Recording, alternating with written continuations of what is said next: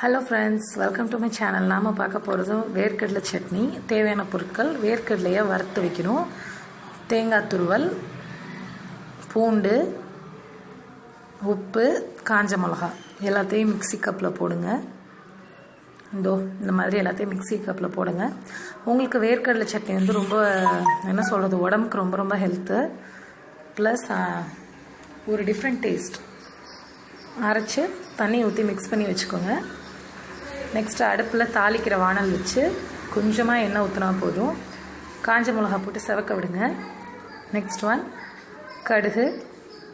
கடுகு போட்டு நல்லா பொரியணும். உங்களுக்கு ஏற்கனவே நான் நிறைய வீடியோஸில் சொல்லியிருக்கேன், கடுகு போட்டு பொரிஞ்சால் தான் வந்து உணவோட ருசி வந்து ஃபுல்லாக தெரியும். நெக்ஸ்ட் ஒன் கருவேப்பிலை. இந்த கருவேப்பிலை வந்து ஓரளவுக்கு ரொம்ப போட்டு எண்ணெயிலே வதக்கினா இதில் இருக்க சத்துக்கள்லாம் போயிடும். ஸோ லைட்டாக பண்ணிக்கோங்க. பட் மிளகா கருகணும் மீன்ஸ் நல்லா செவக்கணும். அதனால தான் ஃபஸ்ட் டைம் வந்து நான் மிளகா ஆட் பண்ண சொல்கிறது.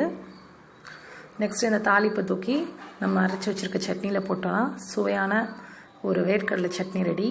இன்ஸ்டெட் ஆஃப் தேங்காய் சட்னி இதை பீட் பண்ணவே முடியாது. ரொம்ப ரொம்ப டேஸ்ட்டாக இருக்கும், ரொம்ப ஹெல்த்தும் கூட.